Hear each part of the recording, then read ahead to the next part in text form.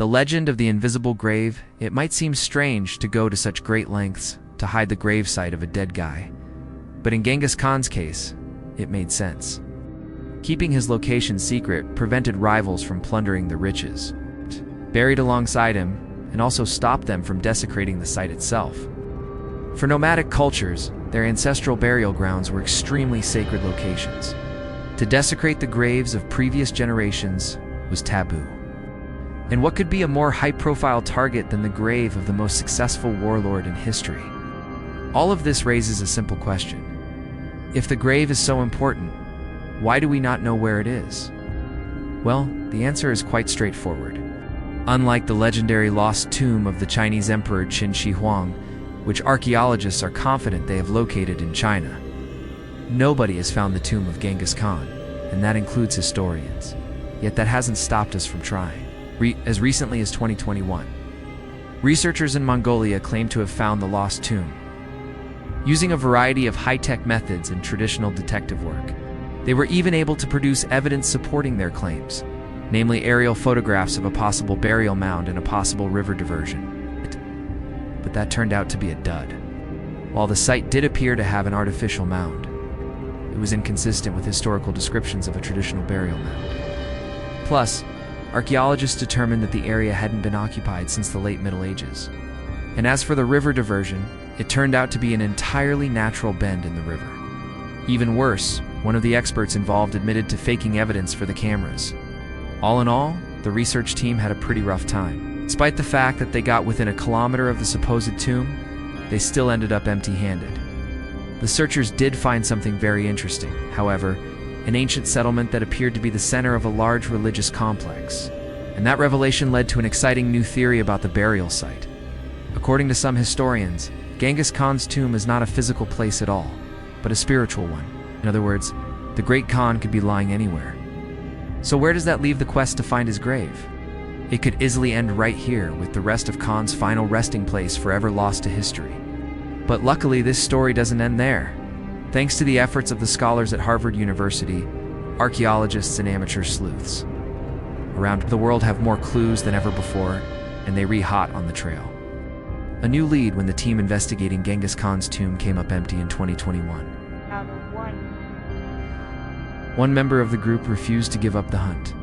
Professor B. Richelieu was particularly disappointed because her research had centered around a series of ancient texts that she believed could lead directly to the lost burial site.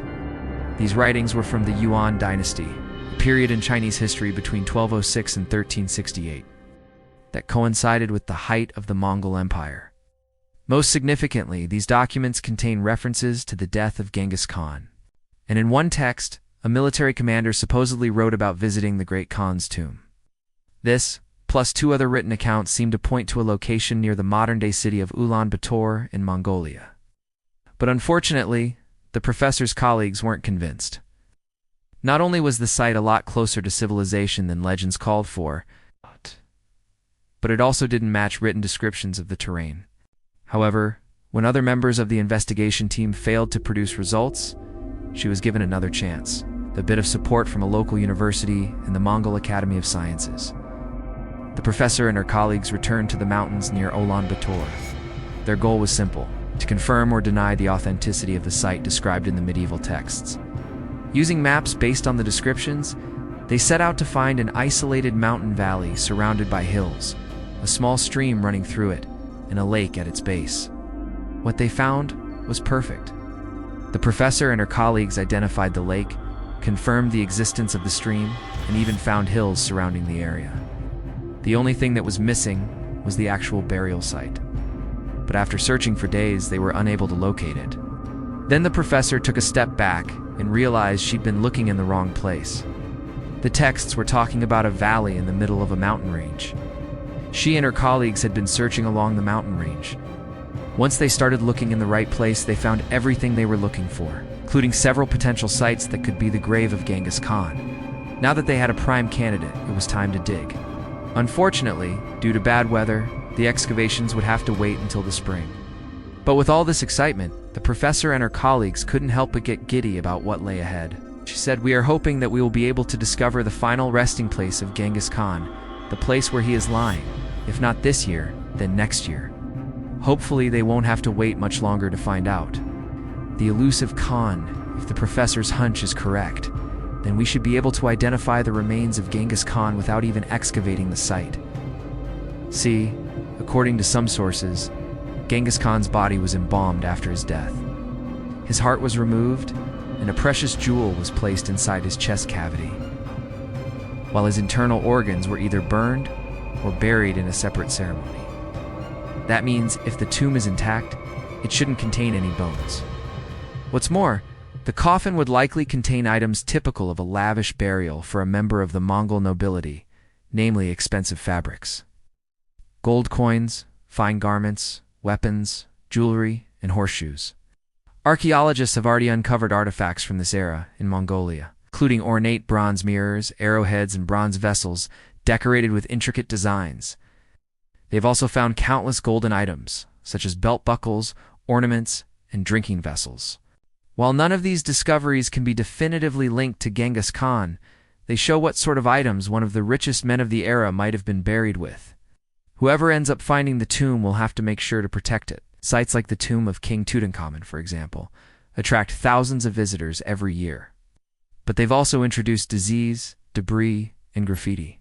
That some museums often limit the number of visitors who can tour a site daily and ban them from bringing certain materials in.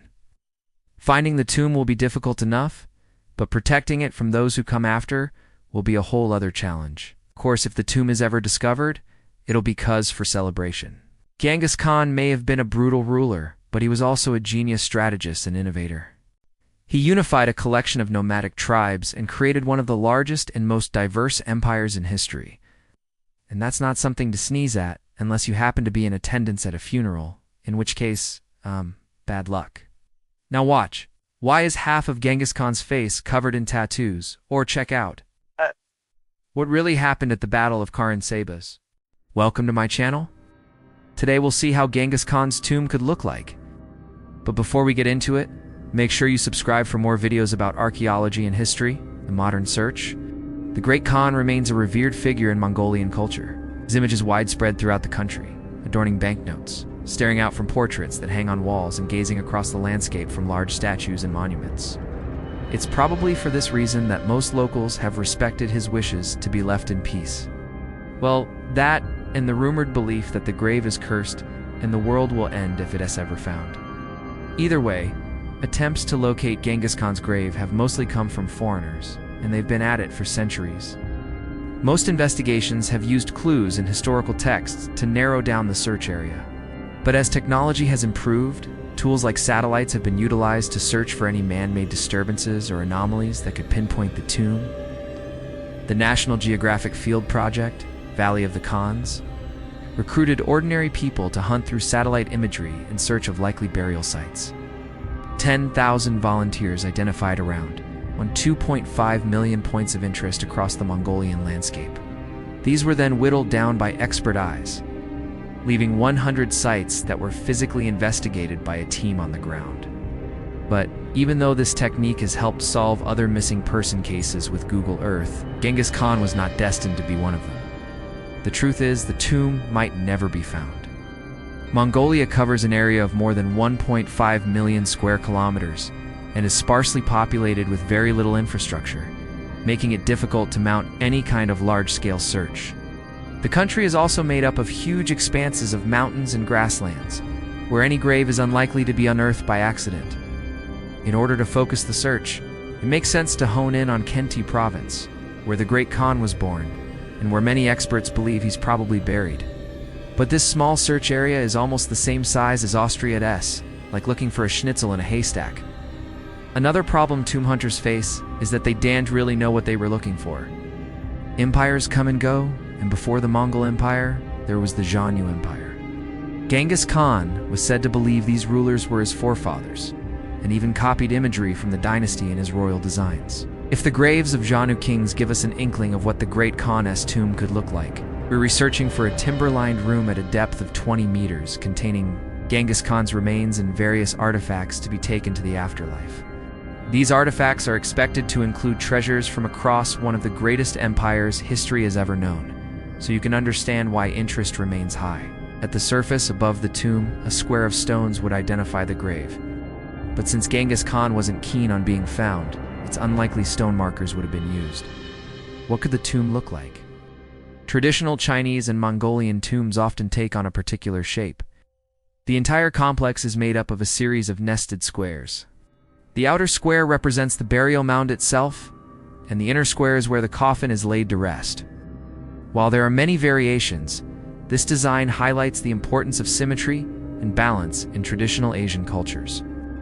During the Quraysh period, elite members of society had their tombs built over the grave mounds, which eventually evolved into what we think of today as a pyramid-shaped mound. The Kentai Mountains, where many believe Genghis Khan to be buried, were largely shaped by volcanic activity, so natural mounds were probably used as a base for any artificial structures. Some historians speculate that the grave could be within one of several known mounds in the area. For example, the largest grave mound in Mongolia, the Burkhan Khaldun, rises 66 meters above the ground and is 270 meters wide at the base. This tumulus was built in the 13th century during the height of the Mongol Empire and is said to be the resting place of several members of Genghis Khan, his family. However, it may also be the final resting place of Adzidi, the third Khagan of the Mongol Empire, who died in 1241. Since the great leader is believed to have been buried in the Kentai Mountains, and the Burkhan Khaldun is the largest and most prominent tomb in the region, it seems reasonable to assume that if the Khan's grave were here, it would be here.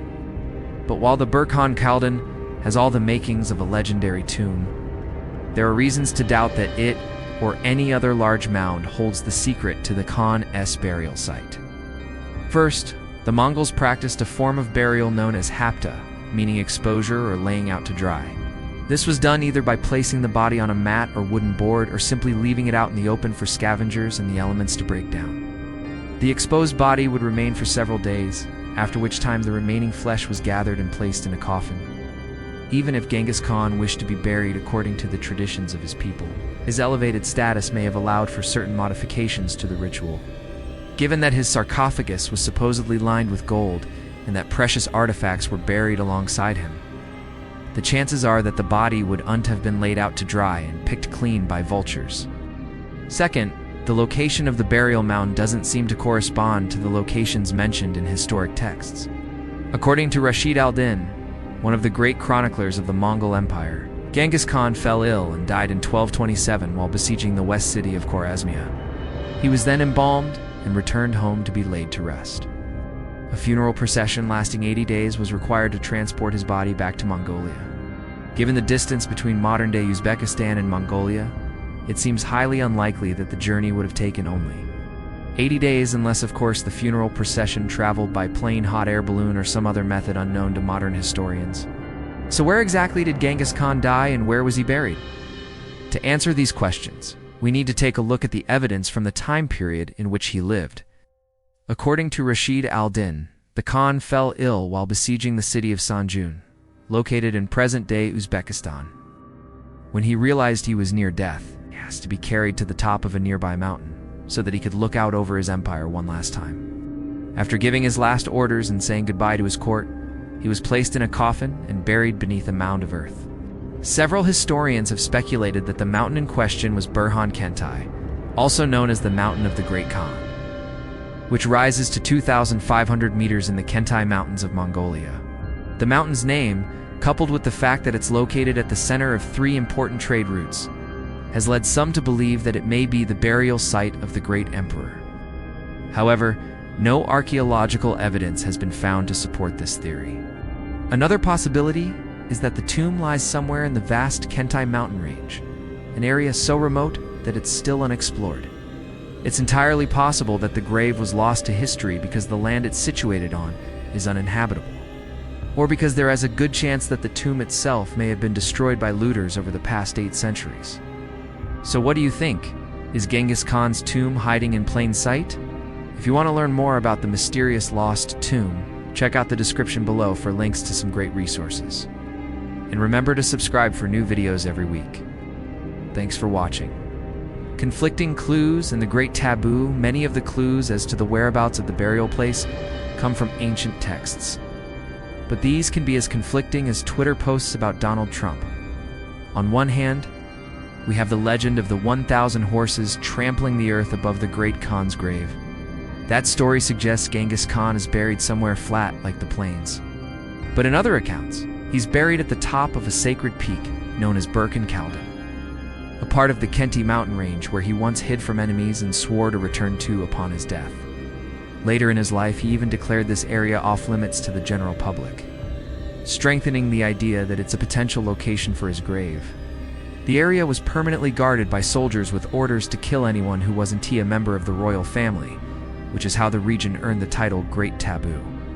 As you probably know, the second Great Taboo happened in 1962, when someone first had the idea to put pineapple on pizza. These days, access to the Holy Mountain isn't much easier than it was back then. Women aren't allowed. And anyone trying to confirm whether the Great Khan is buried on the slopes of Burkan Kaldin will be disappointed. The mountain and its surroundings have been declared a UNESCO World Heritage Site, the Khan Kente, strictly protected area, so researchers are no longer able to dig there, following the pattern of wild historical inconsistency. Yet another ancient record describes how court officials traveled from a mausoleum at Genghis Khan's palace to the burial site on a daily basis in order to carry out ceremonial practices for the dead. If that were true, the whole story about mourners being killed by soldiers who were in turn killed by soldiers who were killed by more soldiers, and so on until nobody knew anything, would be a total fabrication. But it would also mean that the gravesite was near enough to the palace to be traveled to within a day. That's been the big hope since 2004, and a promising discovery was made that brought us closer to the truth than anything else that came before. It wasn't quite 1 foot in the grave, but it was potentially 1 foot in the graveyard. A team of Japanese and Mongolian archaeologists unearthed what they believed to be Genghis Khan's palace, constructed around the year 1200. The remains of the structure are located on grassland around 150 miles to the east of Ulaanbaatar, the capital of Mongolia. The porcelain found at the site was successfully dated to Genghis Khan's time, and the surrounding area fits the description recorded by a messenger from China in 1232. If, as some scholars believe, the burial site would have been located somewhere near the palace, then the archaeologists may be onto something. For now, the chances of locating Genghis Khan's tomb seem relatively slim. Mongolia is simply too big, and the clues that have filtered down through history are sparse and contradictory. But one thing's for sure, if the burial site is ever discovered, it will be one of the greatest archaeological finds in history. Thanks for watching.